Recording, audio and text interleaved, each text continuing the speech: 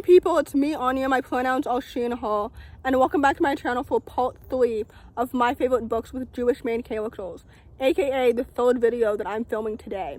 It's been a while since I filmed 3 videos in one sitting, but as I explained in a previous video, I'm trying to make sure that my subscribers have videos from me to watch while I'm on vacation in case I don't film while I'm on vacation. So yeah. Anyway, without any further ado, the first book on this list is called How to Excavate a Heart. This story is a YA contemporary following a young Jewish lesbian as she is navigating her new internship as well as a new whirlwind winter romance. This story is absolutely so fantastic and it's so good. First of all, the sapphic romance was so well paced and it was so cute and it was so adorable because it was based on like genuine connection and chemistry.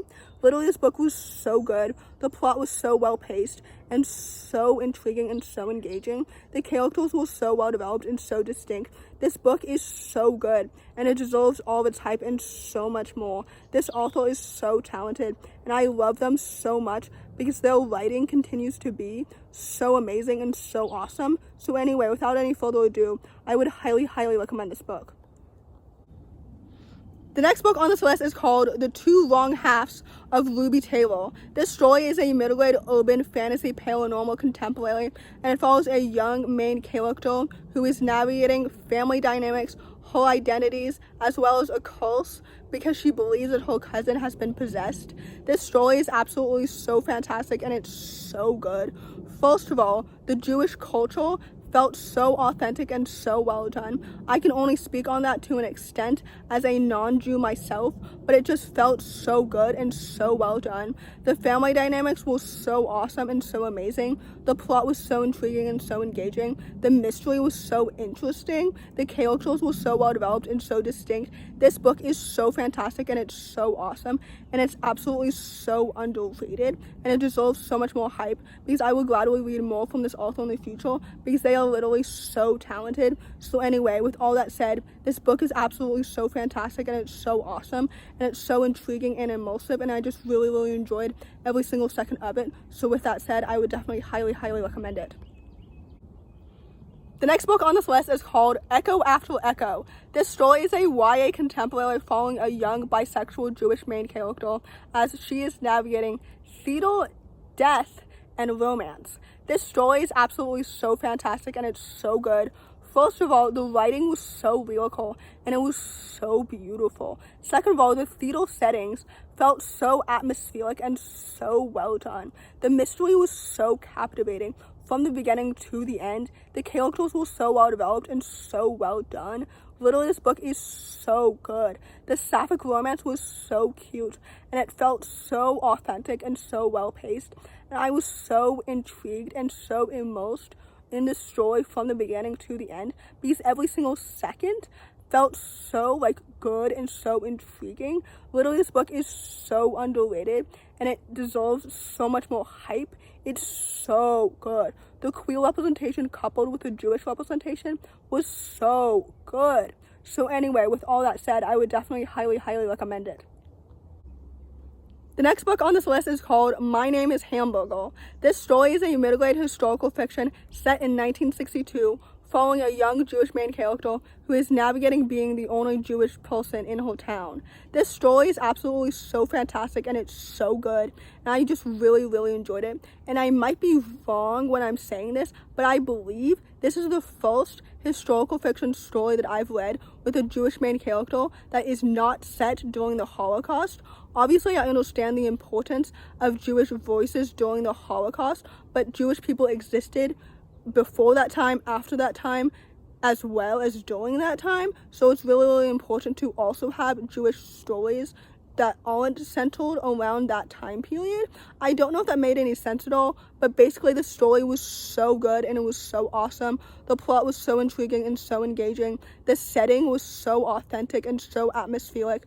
The characters were so well developed and so distinct. The friendships and the family dynamics were so awesome and so like just good. This book is so good and it deserves so much more hype and it's absolutely so underrated. And with that said, I really enjoyed it. So with that said, I would definitely highly recommend it. The next book on this list is called Imogen, obviously. This story is a YA contemporary following a young Jewish bisexual main character navigating identity and friendships.